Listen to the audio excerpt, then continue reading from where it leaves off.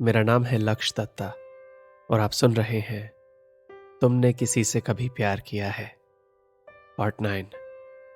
किताबें बहुत सी पढ़ी होंगी तुमने।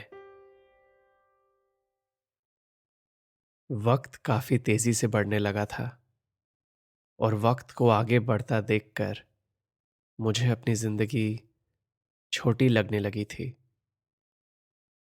मैंने प्यार किया और आशिकी अब पुरानी यादें थी।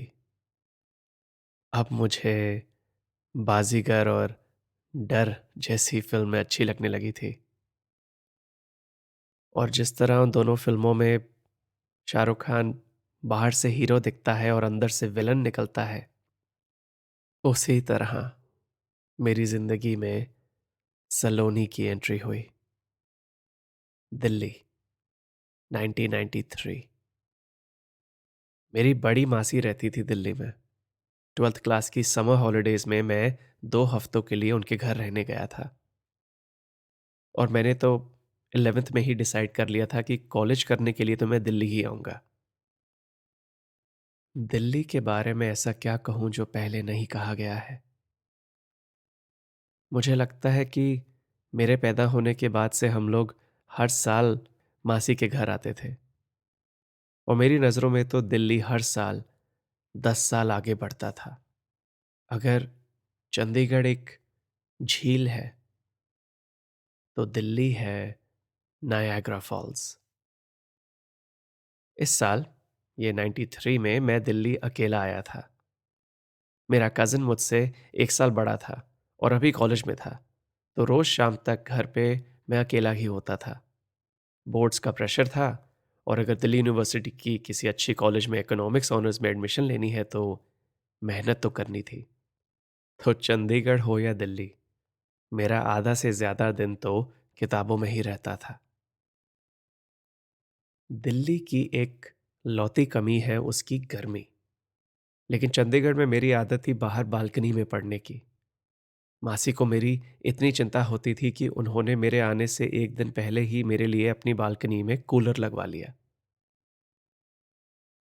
और फिर आया वो दिन, जून 1993 की एक आम सुबह, जब मैं मासी की बालकनी में पढ़ाई करने बैठा और किताबें खोलते ही कूलर की आवाज से भी ज्यादा लाउड एक आवाज आने लगी। आवाज थी रॉक म्यूजिक की, जो आ रही थी मासी के नए पड़ोसी की बालकनी से और जिसे सुन रही थी सलोनी। ये अगली बात बोलने से पहले मैं तुम्हें एक चीज याद कराना चाहता हूं प्रिया। मैं तब सिर्फ 17 साल का था, तो ये मत भूलना कि एक 17 साल का लड़का क्या क्या सोचता है। ठीक है? ओके। तो उस दिन मैंने पहली बार किसी लड़की को शॉर्ट्स पहने देखा था। और तो तुम समझ गई ना? आगे बढ़े। सलोनी दिखती कैसी थी ये समझ लो कि जब कोई पंजाबी माँ अपने बेटे को दिल्ली की लड़कियों से दूर रहने को कहती है, तो उनके दिमाग में सलोनी की ही फोटो होती है। लेकिन तुम ये भी जानती हो कि एक 17 साल के लड़के को इन बातों से कोई फर्क नहीं पड़ता। और ये एक और पल था जिसमें अगर मैं कुछ नहीं करता तो आगे की कहानी बहुत अलग होती। क्योंकि उस दिन मैं चुपचाप अपनी किताबें उठाकर अंदर जाकर पढ़ सकता था,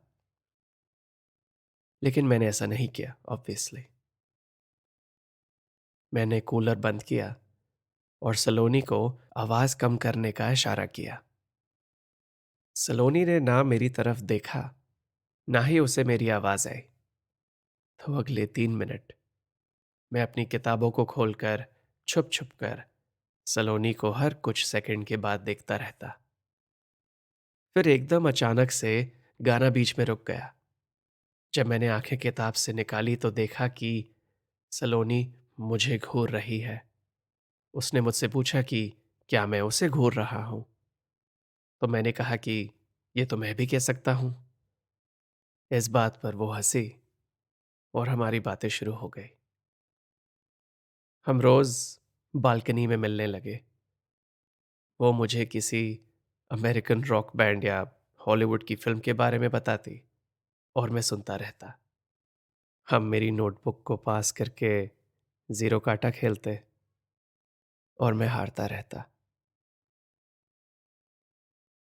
ऐसी क्या बात थी सलोनी में? उसकी उसकी हर बात नहीं थी, बस, और कुछ नहीं। लेकिन तब मुझे कुछ नया ही चाहिए था। चंडीगढ़ अब मेरे लिए पुराना हो चुका था। मुझे दिल्ली की तरह अपने आप को हर साल नया बनाना था। दिल्ली में बिताए 2 हफ्ते बहुत जल्दी खत्म हो गए। जब आखिरी दिन मैं और सलोनी बालकनी में बैठे नोटबुक पास कर रहे थे, गेम खेल रहे थे, तो मैंने उससे कहा कि चंडीगढ़ वापस जाकर इस वक्त और इन बातों को काफी मिस करूंगा। मुझे लगा कि वो कुछ कहेगी, लेकिन उसने बस मेरी नोटबुक वापस पकड़ाई, मेरी तरफ कुछ सेकंड के लिए देखा और बिना बाय बोले अपने घर के अंदर चली गई। तो ऐसा भी क्या हुआ कि सलोनी इस कहानी की विलन बन गई? असल में बात यह नहीं है कि सलोनी ने क्या किया। बात तो यह है कि सलोनी की वजह से मैंने राधा के साथ क्या किया। क्योंकि उस रात चंडीगढ़ की ट्रेन में बैठे जब मैंने अपनी नोटबुक खोली तो देखा कि सलोनी ने मेरे लिए यह मैसेज लिखा था, I'll miss you too। और अगर मेरी कुछ ज्यादा ही याद आए तो ये रहा मेरा फोन नंबर।